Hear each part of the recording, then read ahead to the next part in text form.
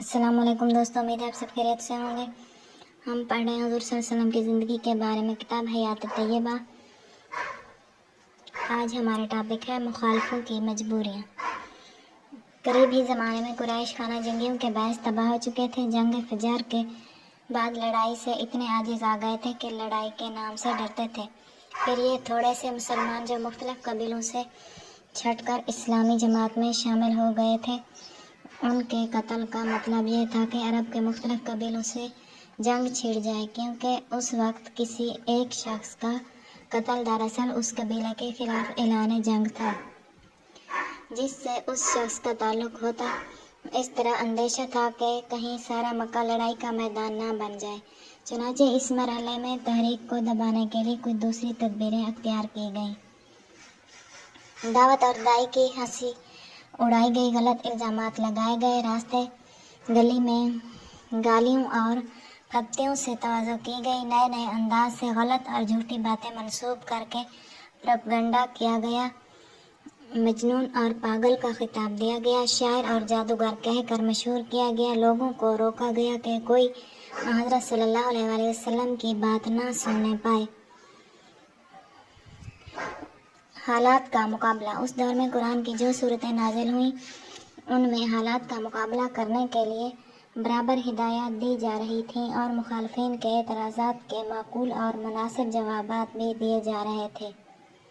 مثلاً سورہ قلم میں حضرت صلی اللہ علیہ وسلم کی تسکین خاطر کے لیے فرمایا گیا: آپ پر تو اللہ کا بڑا کرم ہے، آپ مجنون نہیں، آپ پر تو اس کی بے انتہا عنایات ہیں۔ جلد ہی معلوم ہو جائے گا کہ کس کی عقل ٹھکانے نہیں ہے۔ آپ کے رب کو خوب معلوم ہے کہ کون سیدھے راستے پر ہے اور کون بھٹکا ہوا ہے۔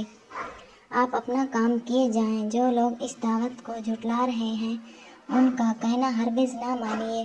وہ تو یہ چاہتے ہیں کہ اگر آپ اپنی تحریک اور دعوت کے کام کو ذرا ڈھیلا کر دیں تو وہ بھی ڈھیلے پڑ جائیں۔ لیکن آپ صلی اللہ علیہ وسلم کا یہ کام نہیں کہ آپ ان لوگوں کی خواہشات کی پیروی کریں۔ جو کچھ آپ پیش کر رہے ہیں اس کو نہ ماننے کا معاملہ آپ میرے اوپر چھوڑ دیں۔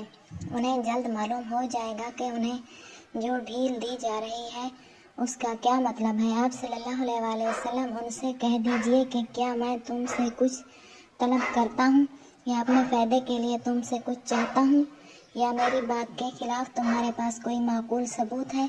ظاہر ہے ایسی کوئی بات نہیں ہے، لہٰذا آپ نہایت مستقل مزاجی کے ساتھ اپنے کام پر جمے رہیے۔ آپ اور آپ کے ساتھی ان حالات کا مقابلہ نہایت صبر کے ساتھ کرتے رہیں۔ حالات اپنے وقت پر بدلیں گے۔ یہ تقریر ایک نمونہ ہے۔ اس قسم کی تقاریر برابر نازل ہوتی رہیں۔ صاف صاف بتا دیا گیا کہ داعی حق نہ مجنون ہے، نہ کاہن، نہ شاعر ہے اور نہ جادوگر۔ کاہنوں، شاعروں اور جادوگروں کی خصوصیات سامنے رکھو اور دیکھو کہ داعی حق میں ان میں سے کون سی بات پائی جاتی ہے۔ وہ کلام جو وہ پیش کر رہا ہے، وہ اخلاق جس کا مظاہرہ اس کے ہر کام سے ہو رہا ہے، اور وہ زندگی جو وہ تمہارے درمیان بسر کر رہا ہے، بھلا ان باتوں کو شاعروں، کاہنوں اور جادوگروں کی باتوں سے کیا نسبت۔ آج کی ہماری یہ ویڈیو یہاں پر ختم ہوتی ہے۔